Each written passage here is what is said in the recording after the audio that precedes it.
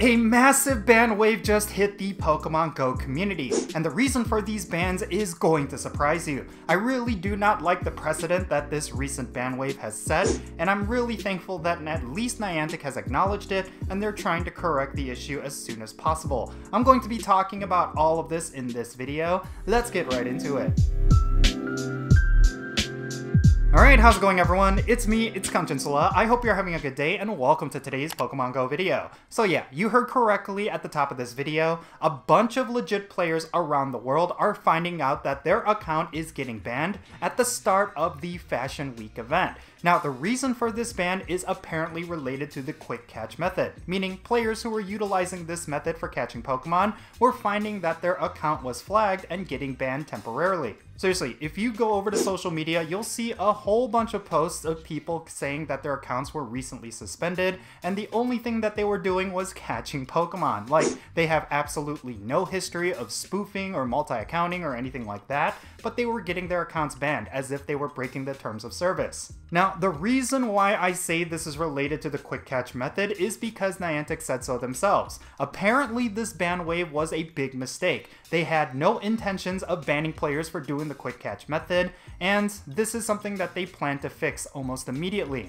So in case you don't know, the quick catch method is a method of catching Pokemon that a lot of hardcore players have been using for the past several years. Basically, you could utilize the ball button on the bottom corner of the screen to catch the Pokemon and skip all of the animations. This method has been used by pretty much every single player who is aware of it, simply because it allows you to catch a whole bunch of Pokemon within a short period of time. And this is probably why the Pokemon Go cheating detecting system was flagging players falsely as a bannable offense. Because you're catching so many Pokemon within a short period of time, they probably thought you were botting or doing something similar, and that was probably not the case at all. So yeah, rest assured, if you're one of the players who got banned recently for using the quick catch method, you will be getting your account back, and Niantic has acknowledged that this was a complete error on their part. There's always cases of false positives whenever Niantic does a huge ban wave, and this time around it seems like it was something on their part. But I really do think that when it comes to using an algorithm-based system for banning players, they really need to be careful, because yeah, there's going to be cases like this where a lot of players are going to get banned for pretty much just playing the game legitimately. And yeah, regardless of how you feel about the quick catch method, I do think it is a legitimate form of gameplay. Some people would say that it is an advanced form of gameplay, and it's something that even Niantic has acknowledged themselves. In fact, there's a lot of mechanics that Niantic added over time that actually kind of support the quick catch method. So, in essence, this ban wave would have been absolutely ridiculous if it wasn't an error on Niantic's part, because this is a method that players have been using for the last several years, ever since it was first introduced. And I really do think that if Niantic were to add different systems into Pokemon Go to detect cheating, they really need to make sure they're not affecting the general gameplay. Like, honestly, for myself, it's something that I'm always concerned with when it comes to Pokemon Go, that I'm going to get my account falsely banned even though I'm doing absolutely nothing that is breaking the terms of service. Seriously, over the past several years, I've made my account to a point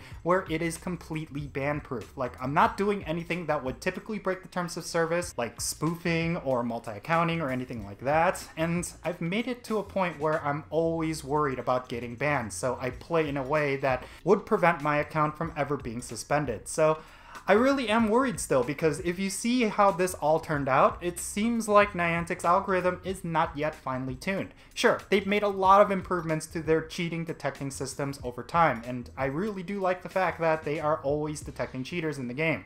But I still think there's a lot of work that needs to be done, because as long as there's going to be a lot of big ban waves like this, there's always going to be false positives as well, and I really think this is something that Niantic needs to prevent as much as possible. I mean, just think about the content creator Lucky Buns. He had his account suspended for a very long time, even though he's never broken the terms of service. And this is something that was a little bit more famous, but I do think there's cases like this all around the world. Like, there's a lot of players out there who play the game fully legitimately, but because because of one reason or another, maybe they have bad cell service or something like that, they end up GPS drifting and they're detected as a spoofer. Like, there's stuff like that that has been ongoing with Pokemon Go for the past several years. Like, there's always going to be players who get falsely banned. And I think this is something that is going to scare a lot of people from playing this game. Like, for myself, I've dedicated so much time into my Pokemon Go account that it would be incredibly heartbreaking if I were to ever get banned in the future. So I really do think this is something Niantic needs to tread carefully. Like, if they're going to do big ban waves like this, then they need to make sure they're banning the right players. Seriously, I'm fine with them constantly going to war with spoofers and multi-accounters or whoever they're trying to get rid of. But at the same time, I also think they need to be very careful with who they ban, because yeah, there's going to be people who look like they're spoofing,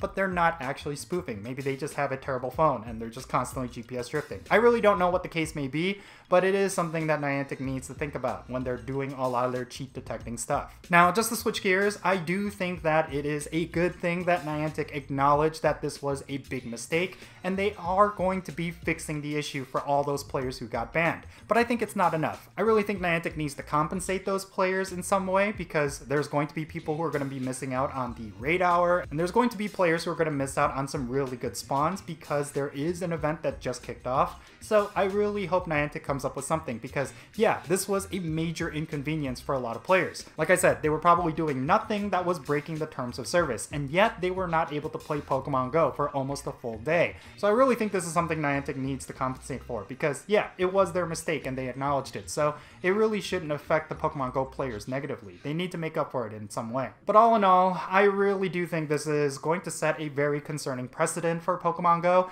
Like myself, I think there's a lot of players out there who are desperately worried about getting their accounts banned because of the amount of time and dedication that they put into their account. I really wish there was some way we could back up our Pokemon Go accounts, but I really don't think Niantic would invest into that, considering that all they would simply want us to do is to just not break the terms of service, and in a way I kind of agree. But yeah, at the same time, they need to be careful of false positives, because that does tend to happen, and yeah. But in any case, that's going to be it for this video. I just wanted to share my thoughts regarding this whole ban wave incident. Let me know your thoughts down below, what you think about this whole thing. Were you one of the players who were recently banned because of using the quick catch method? If so, definitely say what you think down below, and let's have a great discussion. And thank you so much for making it to this point in the video. If you ended up enjoying it and found it to be informative, make sure you hit that thumbs up button and subscribe if it's your first time here. And don't forget that little bell so you can stay up to date on whenever I upload videos. And I want to give a quick shout out to all of my patrons on Patreon. You make this channel content possible. If you want to support my channel in any way, big or small, then make sure you go and check out the links in the description below. For all my patrons, they get a permanent spot on my in-game friends list. So if you want to interact with me in some way within Pokemon Go, like with remote raids or the friendship system, then make sure you go and check out my Patreon. Also, if you want to support my channel non-monetarily, you could do so by following me on social media. My handle is @Jinsula, and I'm on the following platforms. Alright, and that's going to be it. I'm Jinsula. Be safe, have fun, love yourself, and I'll catch y'all later.